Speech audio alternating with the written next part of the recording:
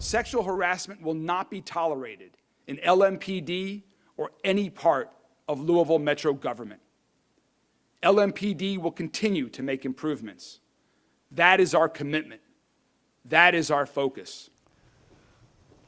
Our top story right now on the WHAS11 19, leading a police department with at least 3 sexual harassment claims underway.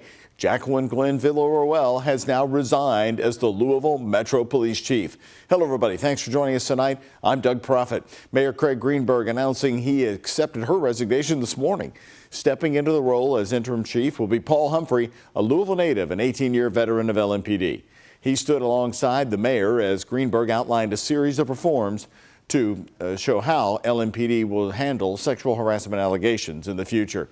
Right now, all new on the WHAS11 night team, our Alex Dieterer and photojournalist Elijah McKenzie spoke with local attorneys who have pushed for those reforms over the last 4 years. You also talked to some top Kentucky lawmakers.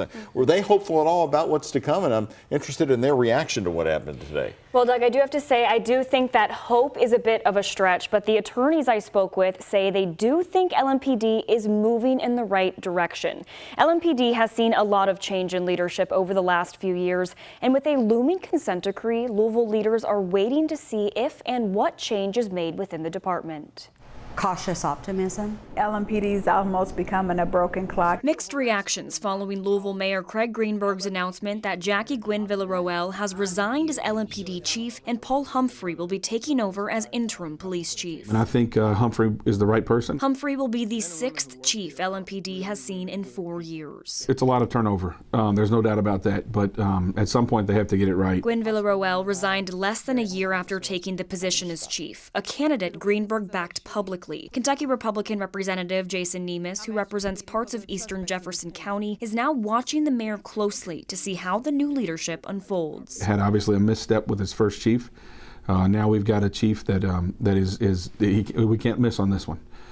This is now the mayor's legacy. Greenberg and Humphrey also announced immediate changes to LMPD's sexual harassment policies, clearly defining sexual harassment, new ways to report, mandatory training, and additional support systems. This has been needed for so many years. Sarah Collins is the attorney who filed 2 lawsuits on behalf of 2 LMPD officers last week, accusing other top officers of sexual harassment. The department has implemented a lot of programs that sound good in theory, that may be sort of a band-aid but don't address the problem. It's almost like there is a lack of heart within it or a lack of understanding of the actual problem. Attorney Lanita Baker is looking for transparency with new LMPD leadership. The process was shielded when we hired the initial chief for Mayor Greenberg's administration. And then to come out with someone internally, we don't know really what that process was. She represented Breonna Taylor's family and is paying close attention to how the department moves forward. At some point, the only way you can go is in a better direction. And honestly, I believe LMPD is at rock bottom. I believe they've been at rock bottom. Representative Nemes told us today that he does have confidence that Mayor Greenberg is moving in the right direction with appointing Humphrey as interim chief. He also added that the legislature wants to support the mayor and LMPD, calling the department a very important part of our community. Doug. Alex, thank you very much. Paul Humphrey is the 6th leader of Metro Police since 2020. That's right. Number 6 in 4 years. Mayor Craig Greenberg named him interim chief today, but the mayor also said he's not going to be conducting a search to fill the job full time. Our senior reporter Isaiah Kim Martinez and senior photojournalist Alyssa Newton were there for the news conference, taking a closer look at the reforms and how the department plans to move forward. The men and women who work here are really, really good people. They're good-hearted people who signed up to serve. We as a command staff are going to do everything in our power to make them proud to be part of this department. An 18-year veteran at Louisville Metro Police, now leading the department for the foreseeable future. Interim Chief Paul Humphrey. We've had too many self-inflicted wounds over the years. Mayor Craig Greenberg telling us the now former police chief, Jackie Gwen Villarroel, handed in her resignation Tuesday morning. This is a new day. This is a new day for LMPD. This is a new day for Louisville Metro government. The decision comes amid waves of new controversy against LMPD. 3 different sexual harassment allegations coming to light within 2 weeks, 2 of them revealed in lawsuits. Now these 3 officers, Major Brian Kuriger, along with husband and wife Lieutenant Jeff Lauder and Major Shannon Lauder, all put on administrative leave pending active investigations. We're committed to preventing and addressing any sexual harassment within our organization. Culture trumps policy any day. We can change all the policies that we want, but we have to reinforce those through the culture of the department. People have heard the talk before about changing culture. What can you say to the community directly to convince them that your words will be different this time around? I think I've been here before. Not in the position as chief, but I've been in front of you plenty of times. And I think everyone in this room can trust that what I've said, I've done. I have no problem admitting where I've come up short, and I have no problem putting in work to make sure that things improve. In Louisville, Isaiah Kim Martinez, WHAS 11 Night Team on your side. Jacqueline Gwen Villarreal, by the way, was the permanent chief for less than 1 year. She was just named to the position on July 20th, 2023. The mayor says she'll continue to be paid, however, for 4 more months. Gwen Villarreal was making just over $230,000 a year, according to the Metro salary database.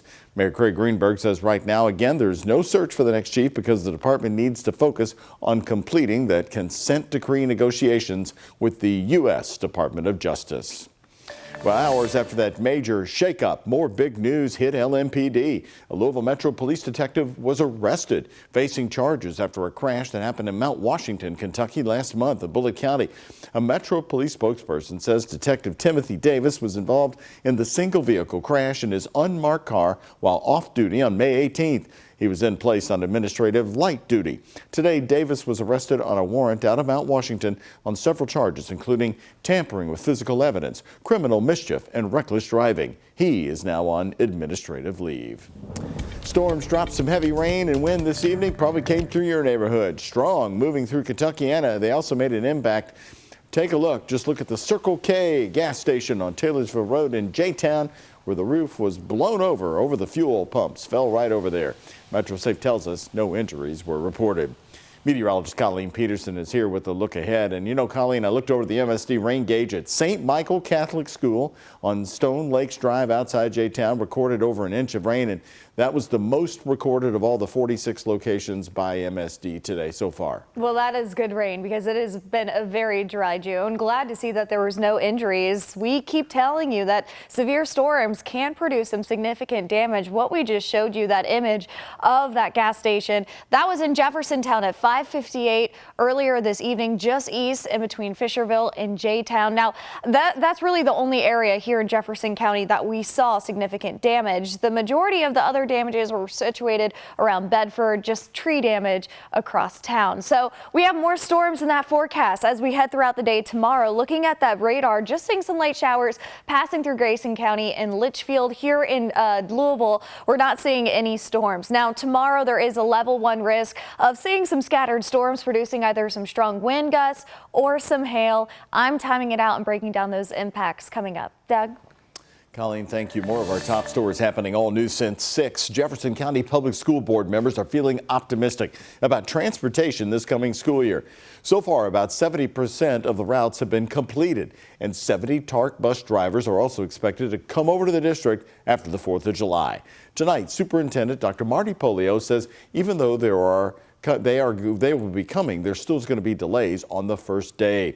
WHAS 11 Night Team's Taylor Woods and photojournalist Addie Hill talked to Dr. Polio tonight about the plan.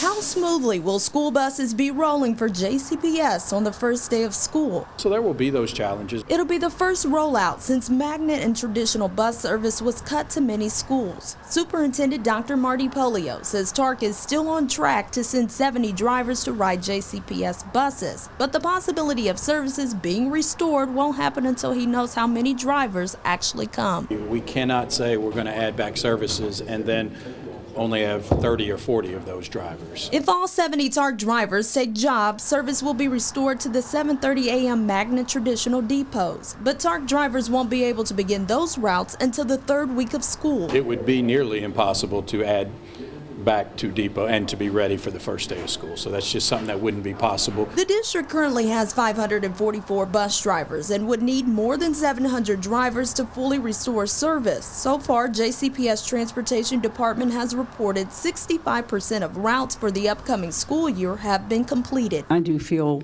very positive about all this work and planning this. TARC drivers will begin training with JCPS as early as July 8th. Since there will be more students as car riders this year, JCPS has hired a traffic coordinator to make sure car lines run smoothly. We've got 2,000 cones in hand, ready to go. Dr. Polio says even though 70 more drivers are expected to come on board, it doesn't mean there won't be any challenges. That's always going to be difficult and challenging and means there's going to be delays.